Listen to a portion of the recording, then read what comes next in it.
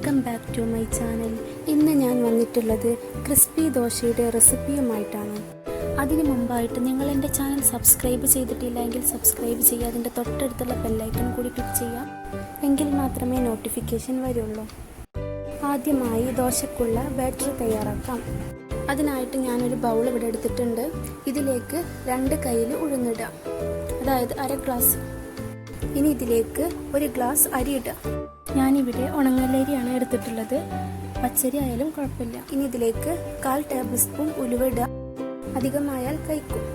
ഇനി ഇതിലേക്ക് ആവശ്യമായിട്ടുള്ള വെള്ളം ഒഴിക്കാം. ഇനി ഈ ബൗള് ഒരു മൂടി കൊണ്ട് അടച്ചു വെക്കാം.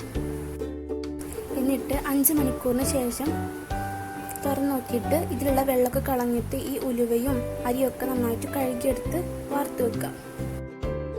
ഇനി ഇത് അരച്ചെടുക്കാം.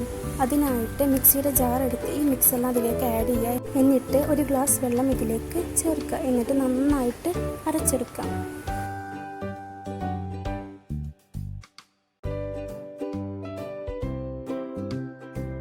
ഈ ഒരു കൺസിസ്റ്റൻസിയിലാണ് അരച്ചെടുക്കേണ്ടത്.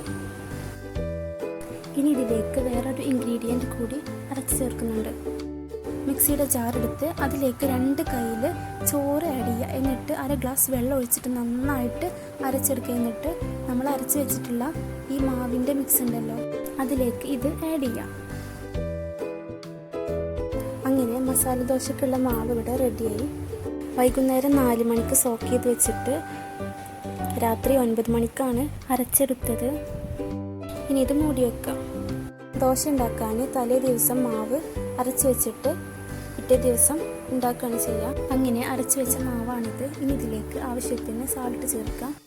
ഇനി ഒരു നോൺ സ്റ്റിക്കിൻ്റെ പാൻ ചൂടാക്കി അതിലേക്ക് ദോശമാവ് ഒഴിച്ച് കയ്യിൽ കൊണ്ട് ഇതുപോലെ നൈസാക്കി ചുറ്റിയെടുക്കാം.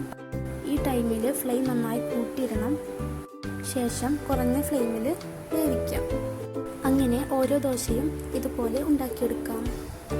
നിങ്ങളെല്ലാവരും ഈ ദോശ വീട്ടിൽ ട്രൈ ചെയ്ത് നോക്കണം. നിങ്ങൾക്ക് എൻ്റെ ചാനൽ ഇഷ്ടമായെങ്കിൽ ലൈക്ക് ചെയ്യുക, ഷെയർ ചെയ്യുക, സബ്സ്ക്രൈബ് ചെയ്യുക. നിങ്ങളുടെ കമൻറ്റുകൾ എഴുതി അറിയിക്കാൻ മറക്കല്ലേ.